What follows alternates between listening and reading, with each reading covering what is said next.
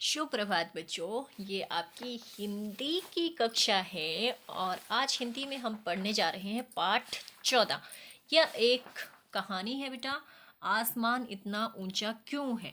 कहानी क्या है? ये एक लोक कथा है। लोक कथा मीन्स जो हमारे आसपास के इलाकों में हमें कहानियाँ सुनाई जाती हैं।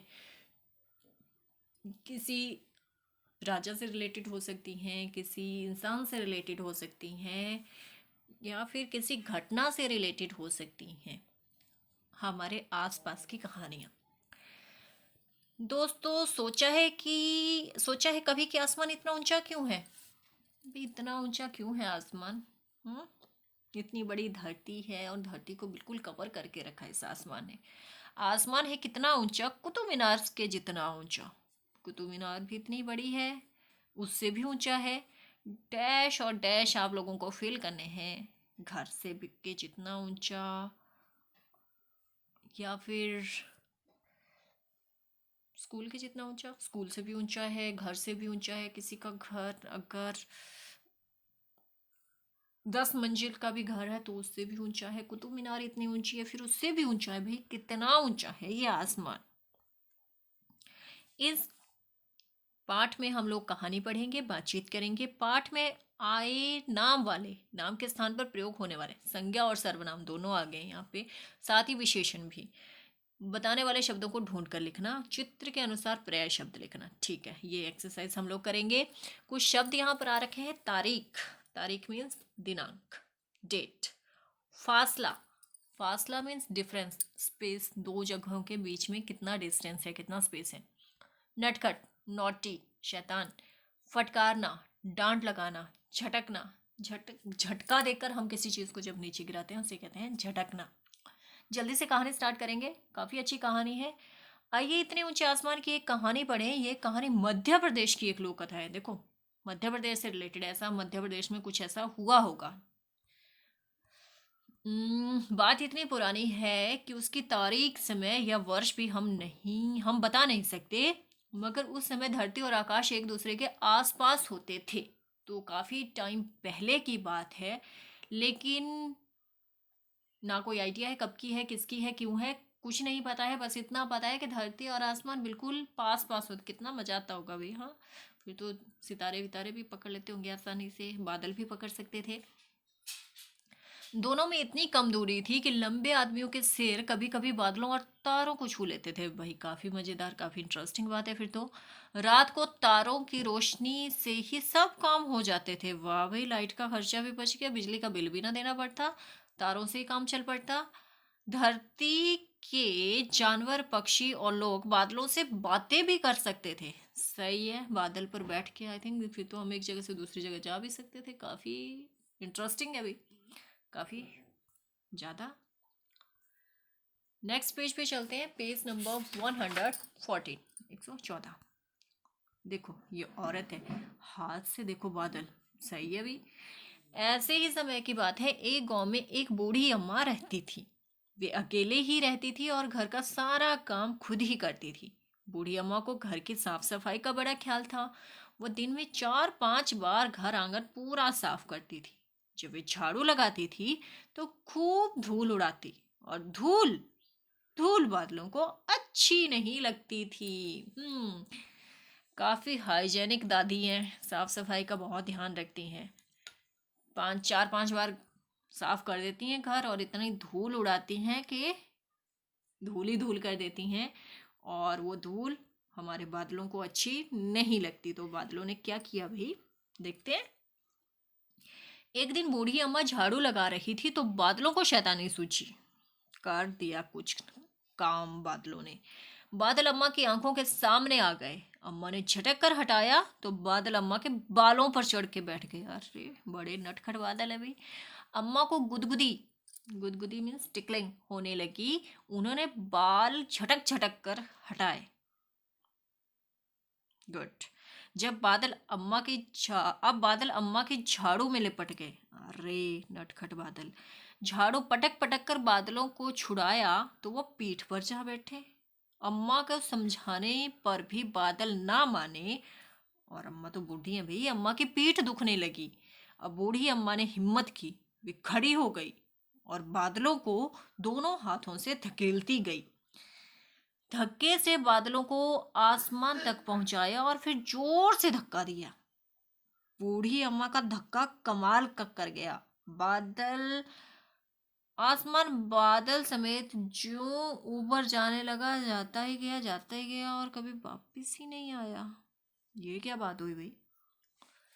अच्छा, ठीक है। तो मतलब पहले आसमान इतना नीचे था कि इंसान तारों को, बादलों को टच कर सकते थे, लेकिन इस बूढ़ी अम्मा की वजह से बूढ़ी अम्मा ने ऐसा धक्का मार दिया कि बादल तो बादल, आसमान भी दूर चले गए। अच्छा जी, ये रीज़न था। धरती में एक चुंबकीय शक्ति होती है जिसकी वजह से हम स्थिर रह सकते हैं। जी हाँ, आप लोगों ने सुना होगा धरती गोल है। अगर धरती गोल है तो भैया हम उसके ऊपर खड़े कैसे हैं? तो उसमें बेटा ग्रेविटी होती है, चुंबकीय शक्ति होती है, मैग्नेट होता है, जिसकी वजह से हम हमारी जगह पर ही खड़े रहते हैं। आप बूढ़ी अम्मा की जगह होते तो क्या करते? भाई मैं तो नहीं दूर जाने देती आसमान को। कोई बात नहीं, बादल आ गए, झाड़ू 4-5 के बजाय 1-2 बार ही लगा लिया। जब परेशानी हो रही थी धूल वूल ना उठाते, कितने मजे आते आसमान नीचे होता तो। पता कीजिए कि धरती और आकाश के बीच कितनी दूरी है। ये क्वेश्चन है, ये आपका होमवर्क है। आप पता करके आओगे कि धरती और आकाश के बीच में कितनी दूरी है। कुछ अपनी भी कहें, मुझे डैश पसंद है। मुझे तो बहुत कुछ पसंद है। मुझे मिठाइयाँ पसंद है, मुझे खेलना पसंद है, मुझे पढ़ना पसंद है, मुझे बातें करना पसंद है। कुछ भी लिख दीजिएगा यहाँ पे। अब बात करते हैं एक्सरसाइज की। लोक कथा क्या होती है? ये लोक कथा किस प्रदेश की है? लोक कथा होती है बेटा कहानियाँ जो किसी क्षेत्र से रिलेटेड होती हैं, किसी एरिया से रिलेटेड होती हैं। और ये लोक कथा जो है ये मध्य प्रदेश से रिलेटेड है। धरती और आकाश के बीच की दूरी अब कैसे तय की जाती है? जो धरती और आकाश की दूरी है बेटा वो जो सूरज की किरणें होती हैं उनके द्वारा तय की जाती है। अगर आसमान आपके इतने पास होता तो आप क्या फ़ायदे होते और क्या नुकसान होते हैं? भाई आसमान अगर इतना पास होता तो जैसे बताया है, लाइट का खर्चा बच जाता, आने जाने का खर्चा बच जाता, बादल पे बैठ के आराम से चले जाते, लाइट के लिए तारे वारे अपने आप घर के आसपास ले आते, लाइट का खर्चा भी बच जाता। और नुकसान क्या होता? बारिश कैसे होती फिर भाई? बारिश के टाइम पे क्या करते? धक्का मार देते बादल को। हो सकता है। और जब बिजली बिजली गरजती, बादल टकराते तो क्या होता? और सूरज के इतने पास हम लोग कैसे रह पाते? हम लोग तो सरवाइव ही नहीं कर पाते। बादलों ने बूढ़ी अम्मा को परेशान किया क्या? बूढ़ी अम्मा ने बादलों को धक्का दिया। इनमें से किसने गलत किया और किसने सही किया? बादलों ने भी गलत किया। बूढ़े लोगों को परेशान करना गलत बात है। और बूढ़ी अम्मा को भी इतने ज़ोर से धक्का नहीं देना चाहिए था कि इतने दूर चले गए वो। उन्हें क्या करना चाहिए था? बूढ़ी अम्मा को आई थिंक झाड़ू कम कर देना चाहिए था। 5-6 के बजाय वो 1-2 बार ही झाड़ू लगाती। और बादलों को भी उनसे बात कर लेनी चाहिए थी, उन्हें परेशान नहीं करना चाहिए था। यह एक कविता है, गलत है। ये एक लोक कथा है। धरती और चांद आसपास रहते हैं, ये भी गलत है, दूर दूर हैं। बूढ़ी अम्मा कभी काम नहीं करती थी, नहीं भाई वो बहुत काम करती थी। बादलों ने बूढ़ी अम्मा को परेशान किया, ये सही है। बूढ़ी अम्मा ने आसमान को धक्का दे दिया। आसमान को नहीं, उन्होंने बादल को धक्का दिया था, जिसमें फिर आसमान भी आगे चला गया था। अपने दोस्त को एक पत्र लिखें और उसे बताएं इस कहानी में सबसे अच्छा क्या लगा। सबसे अच्छा तो यही लगा कि धरती और आसमान पास पास थे। यह एक लोक कथा है। आप भी ऐसी ही कहानी लिखने की कोशिश करें। शुरुआत कुछ ऐसे करें, एक बार की बात है, आगे का काम आपका है। एक कहानी लिखनी है आप लोगों को। चित्र के अनुसार पर्याय शब्द लिखें। ये चित्र है एक बादल का, यहाँ लिखो बादल। और दूसरा इसका नाम आएगा जलधर, जलधर। सेकंड चित्र जो है आसमान का है, आसमान, जिसका दूसरा नाम नभ और एक उसका नाम आकाश भी है। डन।